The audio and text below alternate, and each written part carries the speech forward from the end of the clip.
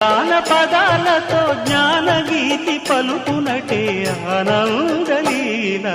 బాలుడా గోపాలుడా లోకాల పాలుడా తెలిసేది ఎలా ఎలా చాంగుబళ్ళ ఔరా అమ్మక చెల్ల ఆలకించి నమ్మడమెల్ల అంత వింత గాథల్లో ఆనందలాల